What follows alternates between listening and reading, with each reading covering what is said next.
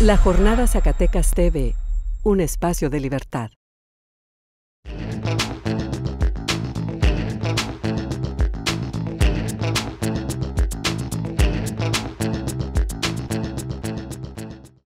Bienvenidos a Sinergia.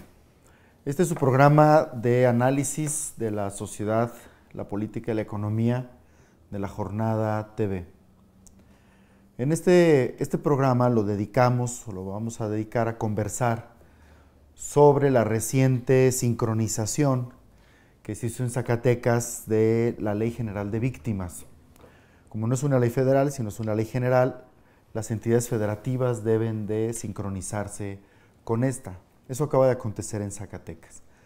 Entonces significa que Zacatecas ya aprueba la Ley General de Víctimas, ya somos parte de ese cuerpo normativo, y para eso tenemos dos invitados de la sociedad civil que vamos a conversar con ellos. De la organización Zacatecanos por la Paz y representante del Movimiento por la Paz con Justicia y Dignidad en Zacatecas, el maestro Ricardo Bermeo Padilla. Está con nosotros, maestro. Y de la organización Con tu voz, nunca, no más silencio, ¿no? Y así, abuso sexual infantil nunca más, representante nacional de esta última organización, José Carlos Klein, con nosotros. Carlos, buenas tardes, gracias por venir. Bien, esto de la Ley General de Víctimas, que tiene ya un poquito más de un año de que fue aprobada por la Cámara Federal. Vamos a ver el asunto de primero, qué es lo que hace posible esta ley, qué es lo que hizo posible una ley de víctimas en México, porque parece de entrada que es una especie de desautorización de la estructura jurídica, el derecho penal, la institución de impartición de justicia en México, porque de entrada sería implícito el cuidado de la víctima, ¿no? Los expertos norteamericanos, cuando se discutía de inicio esta ley, es justamente una cosa que decían. Decían, es que eso es algo implícito, debe estar ahí, y es de entrada una desautorización a lo que ya hay en ese contexto, ¿verdad? Y tenemos, pues, por un lado, algunas de las cifras. Me gustaría saber su diagnóstico, ¿verdad? Según lo que tenemos nosotros de la Encuesta Nacional de Victimización, que saca el INEGI, o sea que son cifras de una instancia oficial, el promedio nacional es que tenemos 27,000 delitos por cada 100,000 habitantes, y en Zacatecas son 20,000 delitos por cada 100,000 habitantes. ¿Ah? Y el 32% de hogares, en el 32% de los hogares tenemos al menos una víctima. Eso significa que 1 de cada 3 hogares tiene una víctima, ya sea de delincuencia común, delincuencia organizada o violación de derechos humanos. ¿Ah? ¿Cuál es la conducta de la autoridad en México que provoca la necesidad de una ley de víctimas?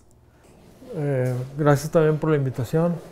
En relación a esta primera pregunta, pues creo que habría que situar en el contexto históricamente la forma en que comienza, especialmente con el sexenio de Felipe Calderón y con la decisión que tomó de iniciar la guerra contra los cárteles y la militarización que se comenzó a dar de todo el proceso. Prácticamente eso provocó que que creciera la violencia de una manera desmesurada, porque era una estrategia pues equivocada. Faltaba todo el área de enfatizar mucho más la prevención, irse a las causas que estaban provocando justamente la delincuencia misma, y que son causas, como todos sabemos, pues de carácter principalmente económico, ligados a la pobreza, a la falta de empleo, etcétera, ¿no? Y en ese contexto, pues comienza a crecer muchísimo el número de desapariciones, de personas desaparecidas, el número de asesinatos, de crímenes, etcétera, ¿no? de manera prácticamente exponencial y digamos, durante ese sexenio comienzan a surgir las primeras movimientos, y aunque hubo algunos antes, que con fuerza empiezan a plantear la necesidad de otras estrategias alternativas a la propuesta por Felipe Calderón. Y al final surge bueno, antes hay varios movimientos y surge con el movimiento por la paz con Justicia y Dignidad, un grupo de víctimas que, ligadas a Álvarez y Casa y a Javier Sicilia, empiezan a impulsar la propuesta, y a otras organizaciones, porque era una red muy amplia, empiezan a participar impulsando la iniciativa de la Ley de Víctimas, y comienzan a presionar, y prácticamente se puede considerar, a partir de un diagnóstico de toda esta situación, en términos de una situación de emergencia nacional, que era prácticamente la forma en que se calificaba la situación que se estaba viviendo en ese momento, y que todavía estamos viviéndola, ¿no? Y lo importante y lo interesante de esta ley para mí es que es una iniciativa surgida de la propia sociedad civil, con la participación en primera línea como protagonistas de las propias víctimas y de las organizaciones que acompañaban a las víctimas. Y creo que eso hay que destacarlo muchísimo, ¿no? Eso sería... Sí, mira, se escucha a las víctimas. Sí, antes no se escuchaban. O sea, se escuchaban si tenías el contacto con la autoridad. Desgraciadamente, como menciona el profe, aquí el movimiento empezó a crecer. ¿Por qué? Porque la víctima no era escuchada, ni los familiares de la víctima. Máxime si eran gente de provincia, de localidades lejanas, mucho menos. Entonces, gracias a estos movimientos sociales que fueron creciendo y viendo la necesidad nacional sobre el incremento de la delincuencia, se crea esta ley de víctimas, en conjunto con autoridades, organizaciones civiles, la academia, sobre todo las universidades más reconocidas en México. Hay gente metida el Instituto de Investigaciones Jurídicas de la UNAM entra de manera importante. Todo. Y afortunadamente ya la tenemos, ¿no? Ya está. ¿Por qué? Ahí la principal preocupación, que se capacite a los ministerios públicos, que no se repita lo de antes. El principal victimario, después del victimario agresor, era el Ministerio Público o era la autoridad competente. Aquí, esta ley lo que quiere... doble víctima, ¿verdad? Doble víctima. O sea, era víctima de algún delito. Exactamente. Y luego cuando llega al Estado, es victimada también por el trato que recibe. Por el trato que recibe. Se le recibe con sospecha, no se le atiende. O por ignorancia. Se le atiende mal. Se maneja la ley, como tú dices, es una ley emergente, y hace a un lado a las que están. No las hace a un lado, simplemente las complementa, pero para el cuidado de la víctima. Porque yo estuve revisando las experiencias internacionales sobre el tema, a ver cómo está el asunto, y lo que me encuentro es que hay algunas experiencias, pero son un poco distintas en el caso de Colombia y España, pero con estas características parece ser una ley única. Esto es, porque lo que revisé de Colombia, que fue lo que es un poquito más avanzado para el caso de América Latina. Y que está muy recargado a esas, más o menos al estereotipo de Colombia. ¿Por qué? Porque Colombia vivió en todos los temas desde antes, sí, lo que nosotros estamos viviendo. Se dedica básicamente al tema de las víctimas que son violaciones de derechos humanos. Las víctimas que vienen de delincuencia organizada y delincuencia común, no está contemplado. Aquí en esta sí, ¿no? Y eso es una... De tal manera que al ser una ley nueva, que no hay antecedente práctico en ella, Ahí encuentras un poquito la diferencia, ¿no? Lo diferencian el tipo de víctima. Veamos un poco en qué consiste esto de la ley. Nada más antes quisiera señalar rápidamente en relación con la de Colombia, porque es un país que tiene, pues es un referente obligado para nosotros, porque efectivamente ha vivido con muchos años, décadas, el conflicto, aunque tiene diferencias muy importantes con México. Pero en el caso de tiene, aparte de la ley de víctimas, tiene ya, por ejemplo, la Casa de la Memoria y toda una serie de instituciones generadas en torno a lo que serían los procesos para intentar la reparación integral del daño, la verdad y la justicia, ¿no? Que son los tres principios fundamentales de una ley. Y el problema de Colombia, que por eso también debe ser estudiado por todos nosotros, es que la ley de víctimas prácticamente ha tenido muchos problemas para su implementación, porque el gran problema ahí son los millones, cerca de 5 millones, 6, varía un poco la cifra, de desplazados que han sido expulsados de sus territorios, de sus propiedades de origen, sobre todo en los sectores rurales, y están hacinados en las grandes ciudades y representan un problema pues económico, social y político de primer orden, ¿no? Y no pueden regresar a sus tierras a pesar de la ley y de que uno de los principales objetivos de esa ley era garantizar el retorno a la restitución de sus propiedades. No se ha podido conseguir porque quienes usurparon y robaron prácticamente esas propiedades pues ya están ahí instalados y amenazan de nuevo a las víctimas. Entonces es un problema muy complejo y muy difícil de resolver, ¿no? Sigue abierto, sigue habiendo problemas, aunque es para nosotros un referente por los avances que ha representado. Cuando se hizo la ley de víctimas en México, con Álvarez y Casa, y que son las reuniones que yo más identifico, ¿no?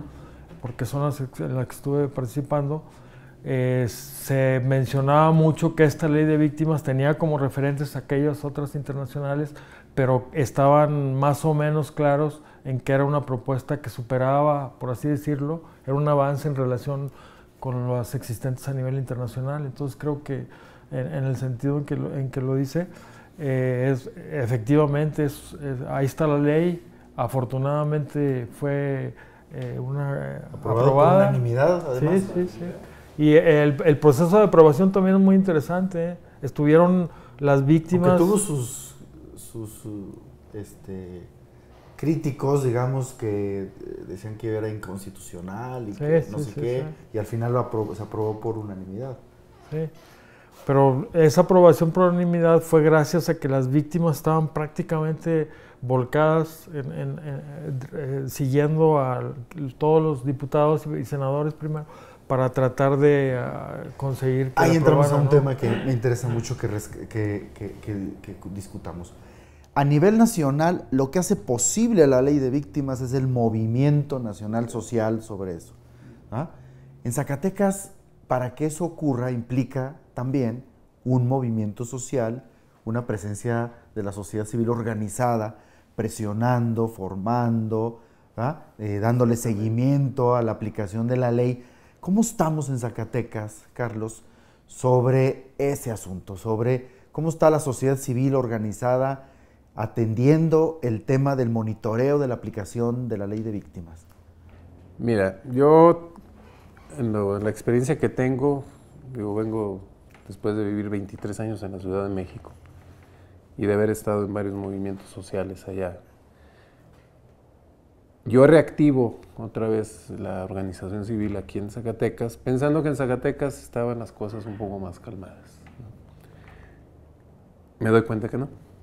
El problema está.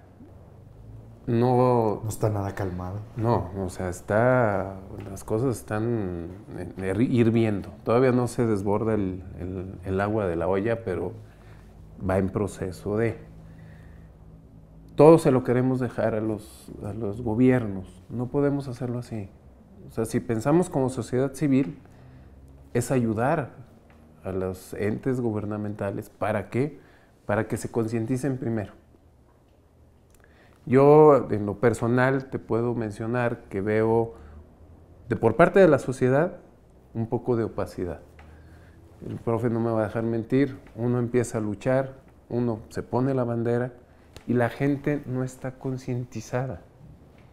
Entonces, uno como organización civil necesita el apoyo del gobierno y de otras entidades económicas. ¿Para qué? Para poder concientizar a esa gente. Y esa gente abra los ojos. Mucha gente no hace por sí misma por temor. Sí, porque son derechos. Por ignorancia. Sí, claro. O sea, eso es lo fundamental de la ley. Que la de gente víctima. sienta que es sujeto de derecho, que no es, que no le están haciendo el favor, no es una cosa, digamos, constitucionalmente, como de benevolencia, sino de ejercicio de derechos. Está cubierto. ¿Ah? Es un ejercicio de derechos y la propia gente debe saber exigir sus derechos. ¿Cómo estamos en eso? ¿Cuál es el diagnóstico de ustedes, Bermeo? Pues antes también sobre el mismo tema, sobre la sociedad civil, porque me parece pues, un tema central. Hay que, yo creo que diferenciar dos planos. Uno sería el de las propias víctimas, que digamos están prácticamente aisladas, viviendo el proceso de victimización de manera pues sin apoyos prácticamente y sin posibilidades de acceder a las autoridades porque generalmente o por ignorancia o por desconocimiento o porque han tenido experiencias negativas cuando han ido. Y uno mismo como organización como protección a ellos. Claro, porque no, claro. O sea, ahí entramos nosotros, ese es nuestro papel, pero digamos, primero está ese plano, hay un número indeterminado de víctimas que creo que es relativamente alto, porque hay que incluir a las víctimas directas y a las víctimas indirectas, familiares, etcétera, y que no se atreven a participar o que no acuden a las autoridades porque tienen miedo, porque viven ese proceso de manera, como ya dije, aislada y por ignorancia, ¿no? Y entonces ese es un primer plano sobre el que creo que hay que trabajar de manera muy fuerte y enfatizar prácticamente todas las baterías para conseguir hacerles llegar la información y para que puedan organizarse o cuando menos acudir y participar. Exactamente. Sobre lo que dice maestro Bermeo, en la estructura institucional que promueve la ley está la construcción de un sistema de acompañamiento en la víctima, ¿ah? Para que en cuanto llegue la víctima se le pueda atender, ¿ah? Se le diga la verdad de todo su proceso, el expediente no se le niegue, no se le diga cómo va su proceso. Es una conquista el tema de la verdad, de que la gente sepa. Este proceso de acompañamiento entiendo que es construido por un consejo victimal, ¿ah? Incluso hay abogados victimales que tienen que entrar de manera obligatoria en el acompañamiento de la víctima durante todo su proceso para asegurar de que reciban la atención, de que si necesitan hospitalización la tengan, de que si requieren procesos de escolarización o gastos educativos los tengan, ¿ah? Y de que su debido proceso el debido proceso de aquello de lo que fueran víctimas para ubicar al culpable sea con ese seguimiento, etc. De tal manera que esto puede ayudar a esta estructura institucional puede ayudar a que las organizaciones de la sociedad civil tengan un andamiaje para provocar este mismo acompañamiento, para asegurarlo. O sea, es un beneficio de la ley. ¿Cómo estamos? O sea, ahí creo que lo fundamental es que el derecho penal está prácticamente orientado hacia el acusado, el que comete el delito, y la víctima ha quedado prácticamente aislada fuera, ¿no? Entonces, con este tipo de nuevo derecho victimológico, la víctima se incorpora ya como sujeto de derechos para exigir esos tres grandes principios que son reparación y verdad y justicia, ¿no? Y el problema de la asesoría jurídica, creo que el procurador aquí en Zacatecas, en el Foro Estatal de Víctimas, lo mencionó con insistencia, es de que aparte de que habría que capacitar en ese derecho victimológico a abogados, etcétera, ¿no? Y a todo el personal que se haga cargo de la atención a las víctimas, hay también otro problema que sería el relacionado con el presupuesto y con la necesidad de modificar incluso el diseño institucional y al personal que se está encargando de eso. El procurador creo que insistió bastante en ese punto, diciendo que si se hace una contabilidad mínima de la necesidad de personal que se encargue de esa tarea de asesoría jurídica, pues sería un gasto muy alto, ¿no?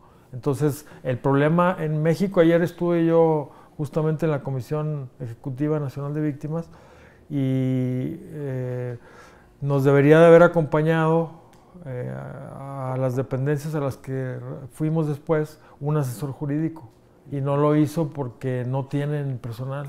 O sea, estaban prácticamente, los poquitos que había estaban todos ocupados y no nos pudieron acompañar, ¿no? Que ahí, con el perdón, ahí es donde entra la sociedad civil. Por lo mismo, los gobiernos, no les podemos dejar todo el gobierno. Necesitamos entrar. No, si además, nos comprometemos como sociedad civil. Además, el único que viola derechos humanos es el Estado. O sea, Entonces, él es parte del problema. Si no hay sociedad civil, no hay. ¿Dónde buscas tú a un perito en derecho que vaya, acompaña al profesor, me acompaña a mí, en fin, acompaña a la víctima, a los diferentes sitios a los que tenemos que ir? Uno lo puede conseguir, y nada más que se acredite entre la Procuraduría o el Consejo o ante quien se tenga que acreditar. Pero ya está autorizado para estar junto con las organizaciones civiles e ir sobre el mismo canal. Porque si nos empezamos yo agarro a mis abogados, ellos van con sus abogados ya especialistas, van a salir diferentes vertientes. Sí, el abogado victimal puede ser de la sociedad civil. Y va a haber broncas, claro. O sea, de tal manera que eso da posibilidades de que la sociedad civil que sea su labor en los social. procesos. Así como el profesor pone su tiempo, así como un servidor pone su tiempo, hay muchos abogados muy calificados en el tema y que son independientes. Y aquí en Zacatecas tenemos de lo mejor, reconocido a nivel nacional. Como la cifra dice que es uno de cada 3 hogares que tienen una víctima, que es muy alto, entonces, y significa que la víctima, en cuanto llegue, se ejerza como sujeto de derechos. Entonces, esto de lo que dices de concientización es formación de ciudadanía, ¿no? Muy amplia, muy alta, ¿no? O sea, prácticamente a toda la sociedad, porque el nivel de victimización en México es altísimo. No, y es general. Es altísimo. Y entonces está todo ese reto y ese reto para la sociedad civil. Pero hay un asunto que me interesa mucho discutir o comentar. El tema de la cifra negra. Esto es, a nivel nacional, el 92% de los delitos no se denuncian.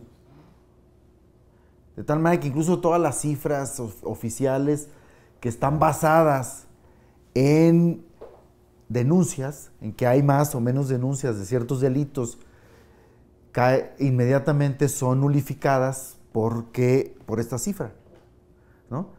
Si mi estructura de cifras está basado en denuncias y el 92% de los delitos no se denuncian, entonces todas mis cifras están nulificadas, ¿no? Están metodológicamente no tienen validez.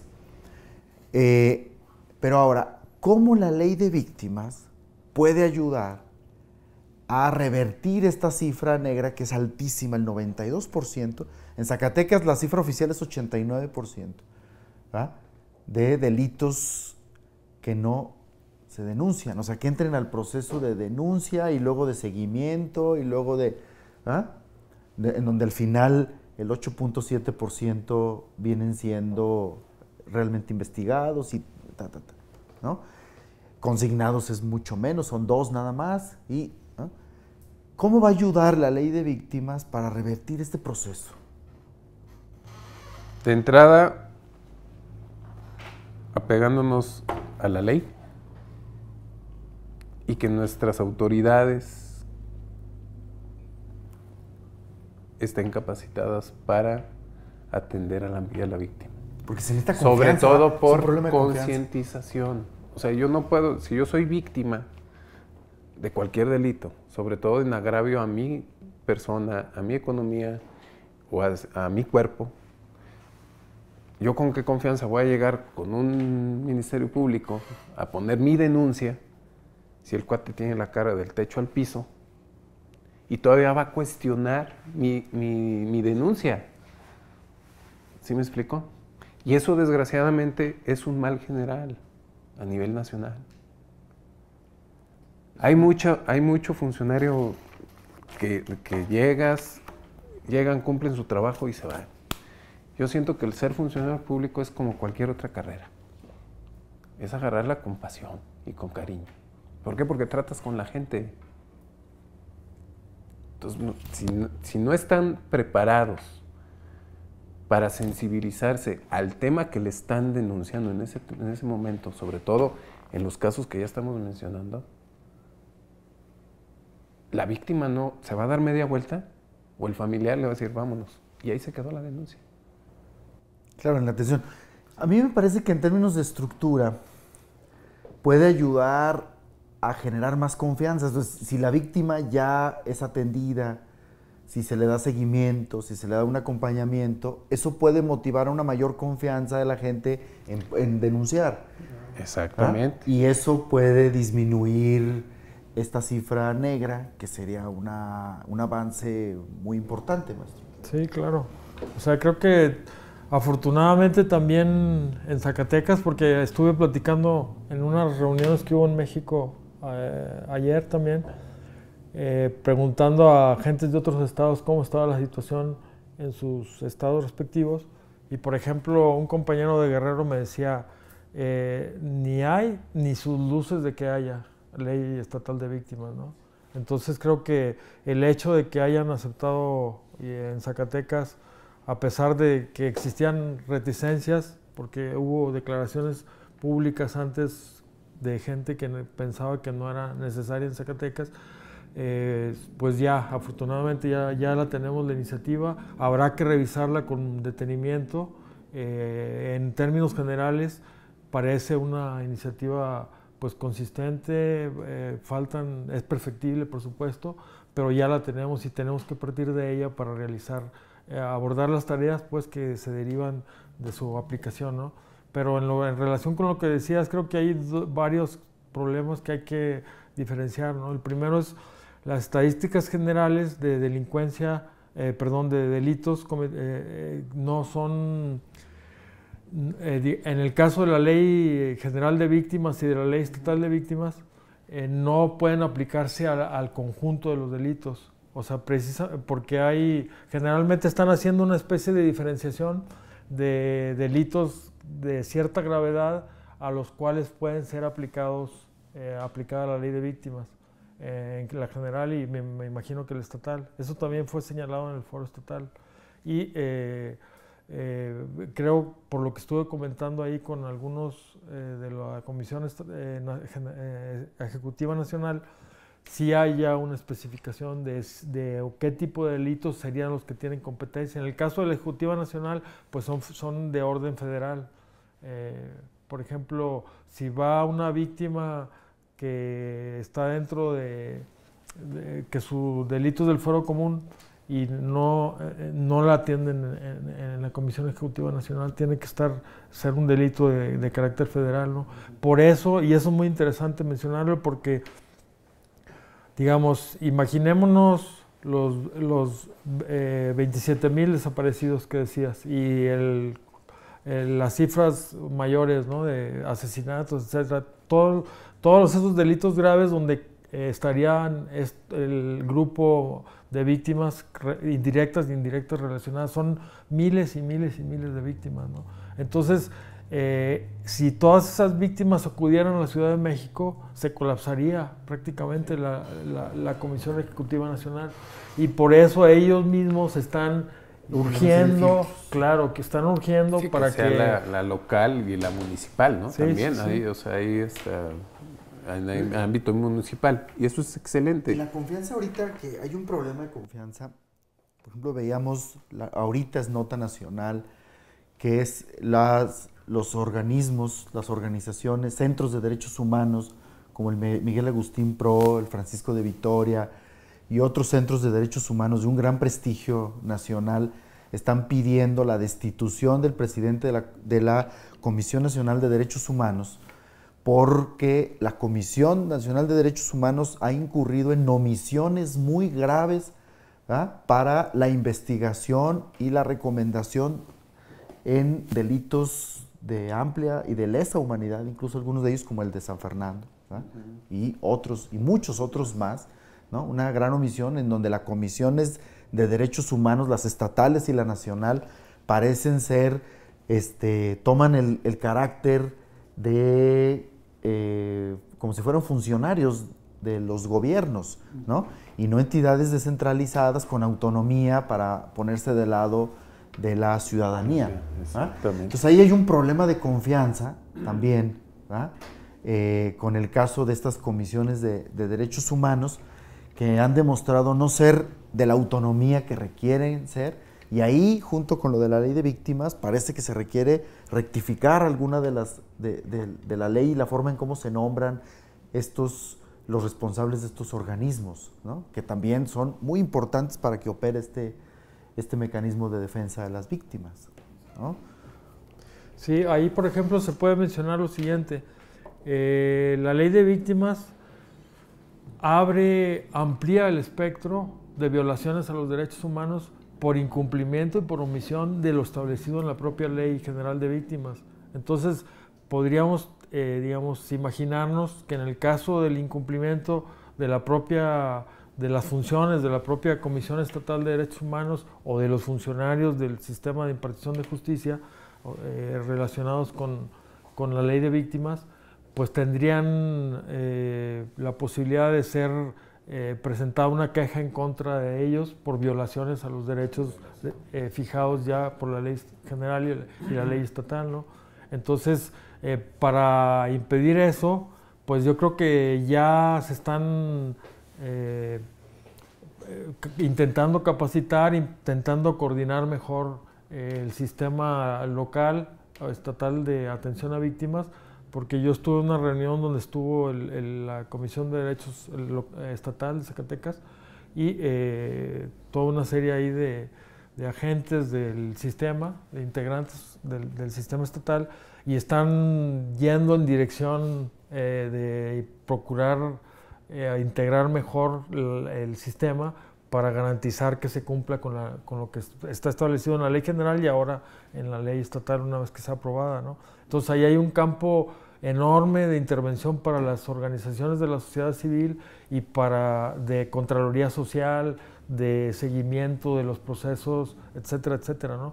Y creo que habría que pues tratar de trabajar en esa dirección, ¿no? Para no nada más nosotros, sino como una invitación abierta a todo el conjunto de organizaciones de la sociedad civil, a la propia Iglesia Católica, como mencioné ahí en el encuentro de Pastoral Migrante, para que pues se sumen al proceso, difundan y hagan llegar la información a la población y a las víctimas en particular, para que éstas puedan pues exigir los derechos que están ya contemplados en la ley, y por otro lado abrir la posibilidad de que se hagan las denuncias de violación a los derechos humanos por incumplimiento de la propia ley. Que en la estatal está muy bien, está cuidado ese aspecto, ¿no? Cuando se menciona al Ministerio Público, a la policía y a las distintas figuras que pueden incurrir justamente en esas violaciones, ¿no? Y el castigo en el que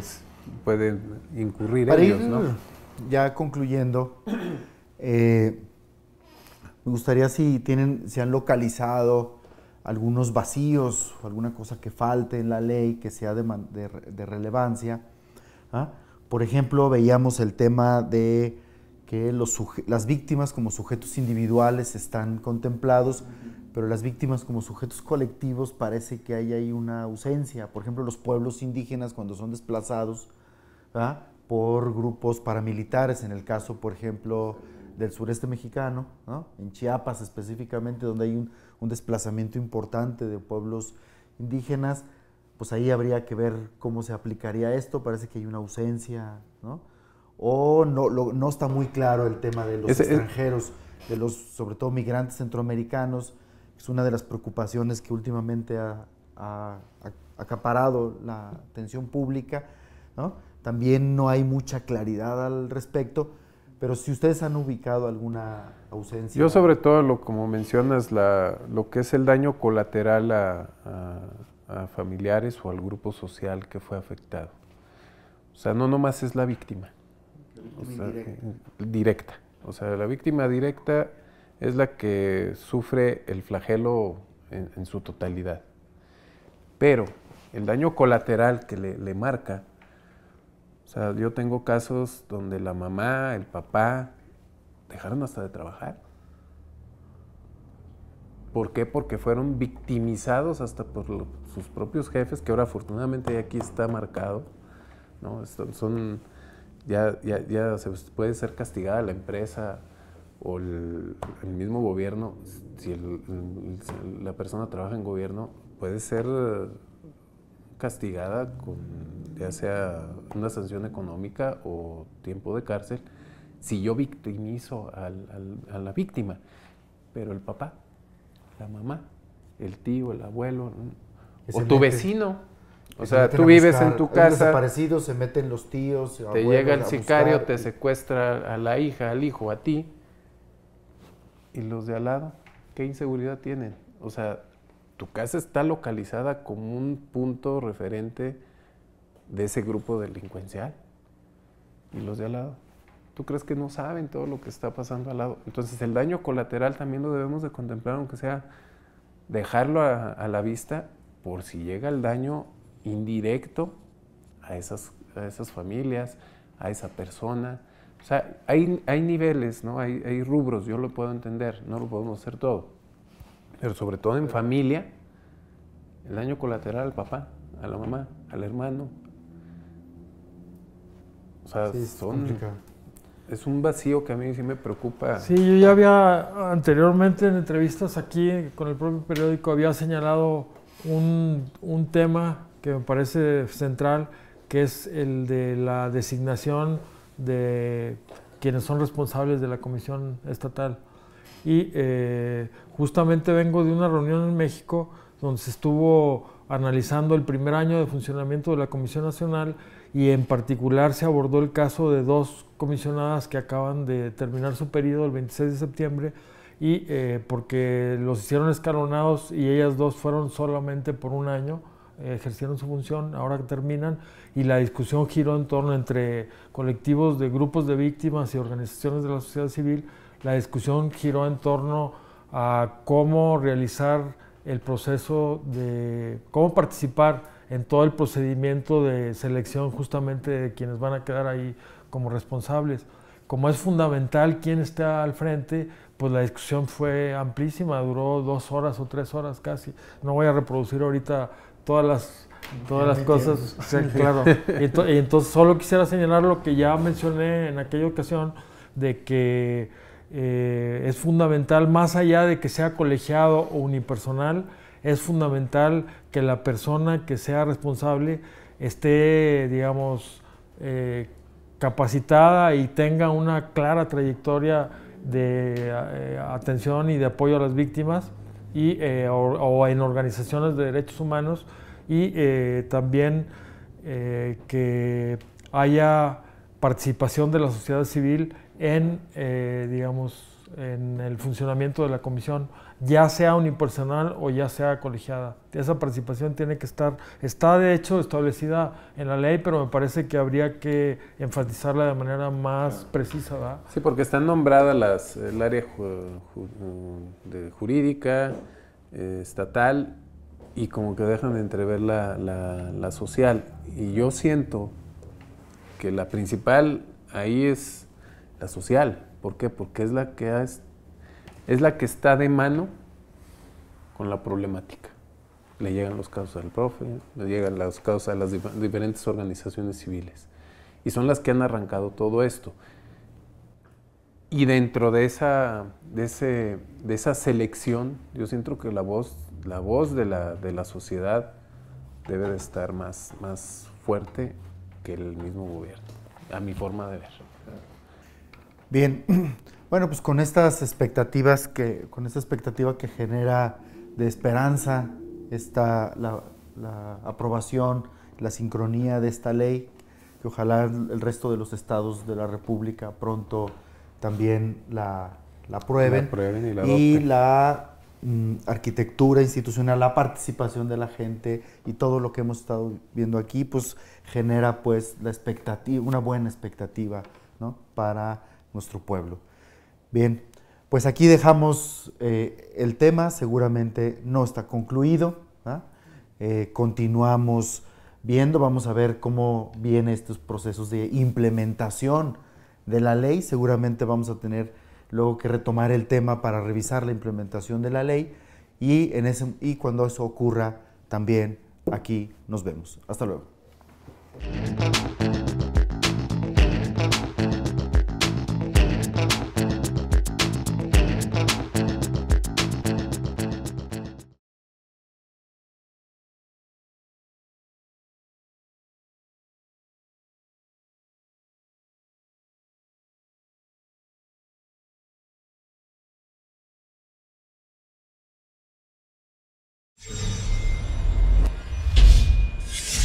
La Jornada Zacatecas TV, un espacio de libertad.